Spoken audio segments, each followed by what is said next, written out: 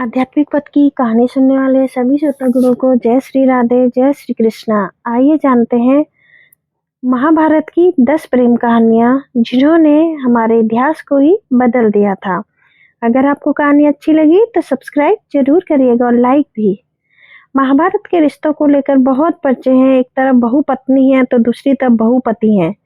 कहीं किसी का हरण हो रहा है तो कहीं पर किसी के साथ जबरदस्ती विवाह हो रहा है, लेकिन सभी के बीच प्रेम के फूल भी खिले हैं। महाभारत में यूं तो कई प्रेम कहानियां हैं, लेकिन हम आपके लिए लाए हैं मात्र 10 ऐसी प्रेम कहानियां जिनको लेकर युद्ध तक की नौबत आ गई और आगे इतिहास भी बदल गया। सत्यवती और ऋषि पराशर। सत्यवती धीवर नामक एक मछुआरे की पुत्री थी और वह लोगों को अपनी नाव से यमुना पार करवाती थी। एक दिन वह ऋषि पराशर को अपनी नाव में ले जा रही थी। ऋषि पराशर उससे आकर्षित हुए और उन्होंने उससे प्यार करने की इच्छा जताई। सत्यवती ने ऋषि के सामने 3 शर्तें रखी। उन्हें ऐसा करते हुए कोई नहीं देखे। पराशर ने एक कृत्रिम आवरण बना दिया। उसकी कौमार्यता प्रभावित नहीं होनी चाहिए। तो पराशर ने उसे आश्वासन दिया कि बच्चे के जन्म के बाद उसकी कौमार्यता पहले जैसी ही हो जाएगी। वह चाहती थी कि उसकी मछली जैसी बदबू एक शानदार खुशबू में बदल जाए। पराशर ने उसके चारों ओर एक सुगंध का वातावरण पैदा कर दिया। सत्यवती और पराशर ऋषि के प्रेम के कारण महान महर्षि वेद व्यास का जन्म हुआ था। दूसरी कहानी है हमारी शांतनु का सत्यवती से प्रेम।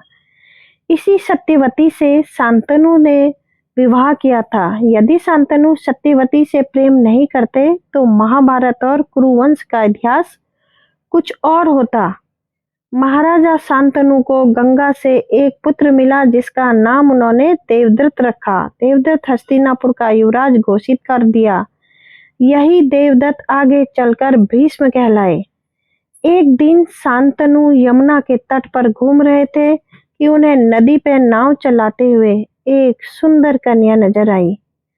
शांतनु उस कन्या पर मुग्ध हो गए। उन्होंने कन्या से उसका नाम पूछा तो उसने कहा, महाराजा, मेरा नाम सत्यवती है और मैं निषाद कन्या हूँ। शांतनु सत्यवती के प्रेम में रहने लगे। सत्यवती भी राजा से प्रेम करने लगी। एक दिन शांतनु ने सत्यवती के पिता के समक्ष सत्यवती से विवाह का प्रस्ताव रखा, लेकिन सत्यवती के पिता ने यह शर्त रखी कि मेरी पुत्री से उत्पन्न पुत्र ही हस्तिनापुर का युवराज होकर राजा होगा। तभी मैं अपनी कन्या का हाथ आपके हाथ में दूंगा। राजा इस प्रस्ताव को सुनकर अपने महल लौट आए और सत्यवती की याद में व्याकुल रहने लगे। जब यह बात भीष्म को पता चली तो उन्होंने अपने पिता की खुशी की खातिर आजीवन ब्रह्मचारी रहने की शपथ ली और सत्यवती का विवाह अपने पिता से करवा दिया। कृष्ण और रुक्मणी का प्रेम। श्री कृष्ण कई महिलाओं से प्रेम किया। राधा कृष्ण की प्रेम कथा तो सभी जानते हैं, लेकिन कृष्ण और रुक्मणी की नहीं। विदर्भ के राजा भीष्मक की पुत्री रुक्मणी के मन ही मन तय कर लिया था कि वह श्री कृष्ण को छोड़कर अन्य किसी को भी पति रूप में स्वीकार नहीं करेगी।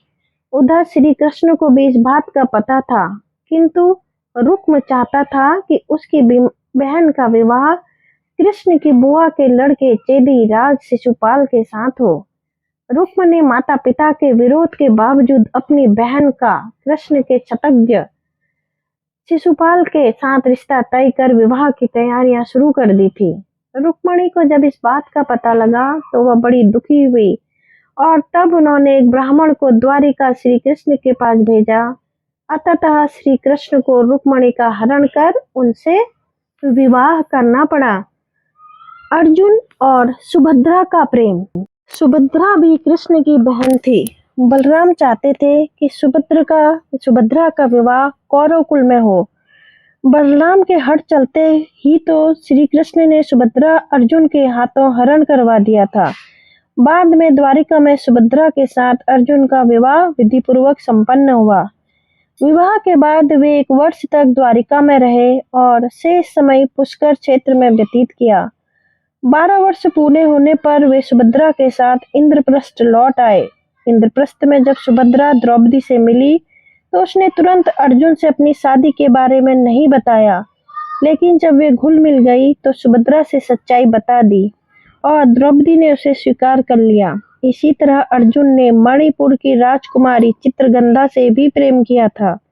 अर्जुन ने जब राजा चित्रवाहन के राज्य मणिपुर में भ्रमण किया तो उसने कावेरी के तट पर चित्रांगदा को देखा। वह बहुत सुंदर थी। अर्जुन को उससे प्यार हो गया। जब उसने राजा चित्रवाहन से उसका हाथ मांगा तो उन्होंने शर्त रखी कि उनका पुत्र मणिपुर लाया जाना चाहिए और उसे मणिपुर का साम्राज्य संभालना होगा। अर्जुन राजी हो गए। जब अर्जुन के पुत्र बभ्रुवाहन का जन्म हुआ तो अर्जुन ने अपने भाइयों के पास इंद्रप्रस्थ जाने के लिए अपनी पत्नी और बेटे को छोड़ दिया। चित्रवाहन की मृत्यु के बाद बभ्रुवाहन मणिपुर का राजा बना। कहते हैं कि महाभारत के युद्ध के बाद बभ्रुवाहन ने अपने पिता अर्जुन को युद्ध में हरा दिया था। इसी तरह अर्जुन ने नाग कन्या उल्पी से भी प्रेम हुआ किया था। उल्पी अर्जुन के साथ प्यार में पड़ी तो उसने अर्जुन का अपहरण कर लिया। बाद में उसने अर्जुन को अपने साथ के लिए राजी कर लिया, जो कि ब्रह्मचर्य के नियमों से बंधा हुआ और द्रौपदी से रिश्ता होने के कारण अन्य किसी महिला से संबंध नहीं रख सकता था। अंत में उसने अर्जुन को एक वरदान दिया कि पानी में उसे कोई नुकसान नहीं पहुंच सकता है। सांब और लक्ष्मणा का प्रेम। भगवान श्री कृष्ण की 8 पत्नियों में से एक जामवंती थी। जामवंती कृष्ण के पुत्र का नाम था सांब। महाभारत के अनुसार इस सांब का दिल दुर्योधन और भानुपति की पुत्री लक्ष्मणा पर आ गया था। वे दोनों प्रेम करने लगे थे।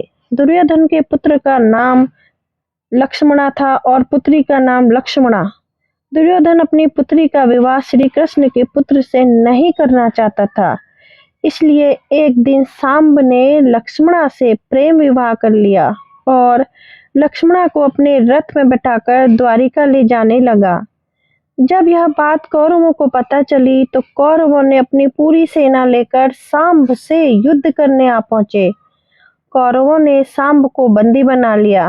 इसके बाद जब श्री कृष्ण और बलराम को पता चला तब बलराम हस्तिनापुर पहुंच गए। बलराम ने कौरवों से निवेदन पूर्वक कहा कि सांब को मुक्त करें, उसे लक्ष्मणा के साथ विदा कर दें, लेकिन कौरवों ने बलराम की बात नहीं मानी। ऐसे में बलराम का क्रोध जागृत हो गया। तब बलराम ने अपना रौद्र रूप प्रकट कर दिया। वे अपने हल से ही हस्तिनापुर की संपूर्ण धरती को खींचकर गंगा में डुबोने चल पड़े। यह देखकर कौरव भयभीत हो गए। संपूर्ण हस्तिनापुर में हाहाकार मच गया। सभी ने बलराम से माफी मांगी और तब सांब को लक्ष्मणा के साथ विदा कर दिया। बाद में द्वारिका में सांब और लक्ष्मणा का वैदिक रीति से विवाह संपन्न हुआ। हिडम्बा और भीम। 5 पांडव जब लक्षागृह से बचने के बाद एक रात जंगल में सो रहे थे और भीम पहरा दे रहे थे। जिस जंगल में सो रहे थे वह जंगल राक्षस राज हिडिंबा का था। उसकी पुत्री का नाम हिडम्बा था, जो कि एक नर भक्षक थी। उसने जंगल में भीम को देखा तो उसके प्यार में पड़ गई और अपने भेष बदलकर भीम से शादी करने का प्रस्ताव रख दिया। बहुत कठिनाइयों के बाद दोनों की शादी हो गई और दोनों कुछ समय तक साथ रहे। जब भीम ने उसे छोड़ा तो उसके बाद उसने घटोत्कच को जन्म दिया, जिसकी उसके बिना किसी पश्चाताप के अकेले देखभाल की। अर्जुन और उल्पी का प्रेम। अर्जुन की चौथी पत्नी का नाम उल्पी था। कहते हैं कि उल्पी जल परी थी। उन्हीं ने अर्जुन को जल में हानि रहित रहने का वरदान दिया था।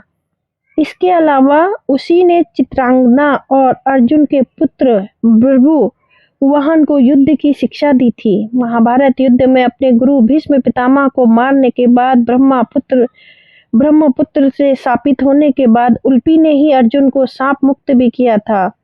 दरअसल एक बार अर्जुन ने युधिष्ठिर और द्रौपदी को एकांत में देखकर वैवाहिक नियम को भंग कर दिया था, जिसके चलते उन्हें स्वेच्छापूर्वक 1 वर्ष के लिए तीर्थ भ्रमण स्वीकार कर इंद्रप्रस्थ छोड़ दिया।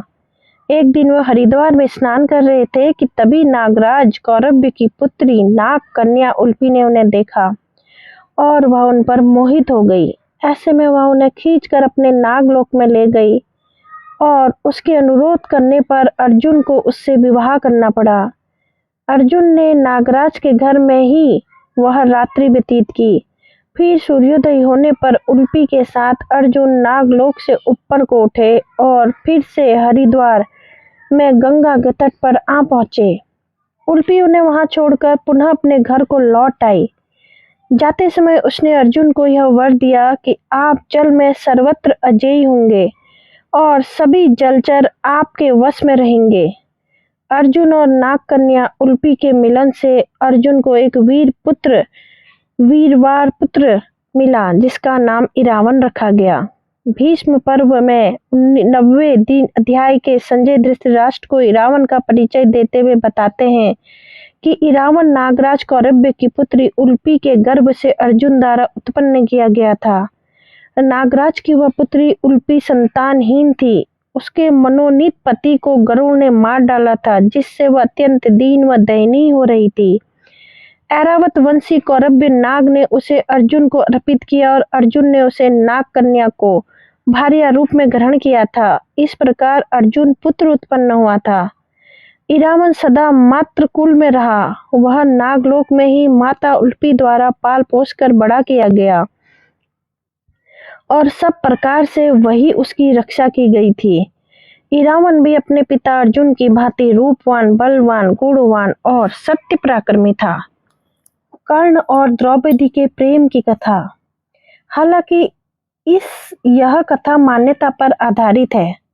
कहते हैं कि द्रौपदी को महारथी कर्ण से प्रेम था और कर्ण को भी द्रौपदी पसंद थी। स्वयंवर में कर्ण भी गए थे।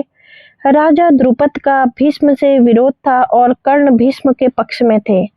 राजा द्रुपद ने द्रौपदी को पहले ही बता दिया कि कर्ण एक सूत पुत्र है और यदि तुमने उन्हें पसंद किया तो जीवन भर तुम्हें एक दासी की पत्नी के रूप में पहचाना जाएगा।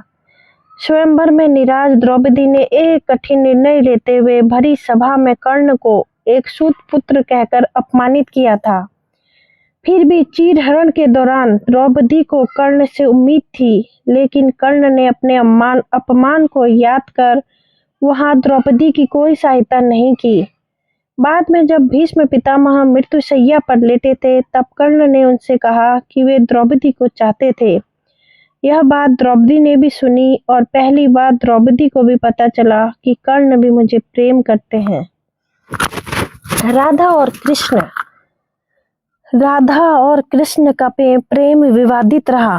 राधा का जिक्र पद्म पुराण और ब्रह्मवैवर्त पुराण में मिलता है। पद्म पुराण के अनुसार राधा विश्वभावन नामक गोपुत्री थी। वृषभानु वैश्य थे। ब्रह्मवैवर्त पुराण के अनुसार राधा कृष्ण की मित्र थी और उसका विवाह रापण या रायण अथवा अनय घोष नामक व्यक्ति के साथ हुआ था।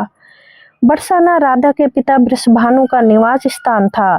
बरसाने से मात्र 4 मील पर नंदगांव है जहां श्री कृष्ण के सौतेले पिता नंद जी का घर था। होली के दिन यहाँ इतनी धूम होती है कि दोनों गांव एक हो जाते हैं। बरसाने से नंदगांव टोली आती है और नंदगांव से भी टोली जाती है। कुछ विद्वान मानते हैं कि राधा जी का जन्म यमुना के निकट स्थित रावल ग्राम में हुआ था और बाद में उनका पिता बरसाने में बस गए, लेकिन अधिकतर मानते हैं कि उनका जन्म बरसाने में हुआ था। राधा रानी का विश्व प्रसिद्ध मंदिर बरसाना ग्राम की पहाड़ी पर स्थित है। बरसाने में राधा को लाडली कहा जाता है। बरसाना गांव के पास 2 पहाड़ियां मिलती हैं। उनकी घाटी बहुत ही कम चौड़ी है। मान्यता है कि गोपियां इसी मार्ग से दही मक्खन बेचने जाया करती थी। यहीं पर कभी कभी कृष्ण उनकी मक्खन वाली मटकी छीन लिया करते थे। कहते हैं कि राधा की कृष्ण से पहली मुलाकात नंदगांव और बरसाने के बीच हुई थी। एक दूसरे को देखने के बाद दोनों में सहज ही एक दूसरे के प्रति आकर्षण बढ़ गया था। माना जाता है कि यहीं से राधा कृष्ण के प्रेम की शुरुआत हुई। इस स्थान पर आज एक मंदिर है। इस संकेत स्थान कहा जाता है। वृंदावन मथुरा से 14 किलोमीटर दूर है। विष्णु पुराण में वृंदावन में कृष्ण की लीलाओं का वर्णन भी है। यही श्री कृष्ण ने कालिया का दमन किया था। मान्यता है कि यहीं पर श्री कृष्ण और राधा एक घाट पर युगल स्नान करते थे। यहीं पर श्री कृष्ण और गोपियां आंख मिचौनी खेलते थे। यहीं पर श्री कृष्ण और उनकी सभी सखा और सखियां मिलकर रास लीला अर्थात तीज त्योहारों पर नृत्य उत्सव का आयोजन करते थे। कृष्ण की शरारतों के कारण उन्हें बाके बिहारी कहा जाता है। कृष्ण ने जो नंदगांव और वृंदावन में छोटा सा समय गुजारा था, उसको लेकर भक्ति काल के कवियों ने ही कविताएं लिखी हैं। उनमें कितनी सच्चाई है।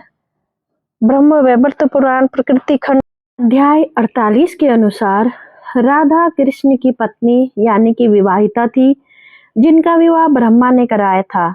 इसी पुराण के प्रकृति खंड अध्याय 49 श्लोक 35, 36, 37, 40 और 47 के अनुसार राधा श्री कृष्ण की मामी थी, क्योंकि उनका विवाह कृष्ण की माता यशोदा के भाई रायण के साथ हुआ था। हालांकि ऐसे कई श्लोक हैं जिसमें यह स्पष्ट नहीं होता है कि राधा आखिर कृष्ण की प्रेम कथा कितनी सच है, लेकिन यह तो सच ही है कि भक्ति काल और रीति काल में राधा के साथ बचपन में बिताए गए कुछ माह को इतना महिमा मंडित किया गया है कि वह जब कब रुक्मणी श्री कृष्ण से राधा श्री कृष्ण हो गया पता ही नहीं चला। राधे।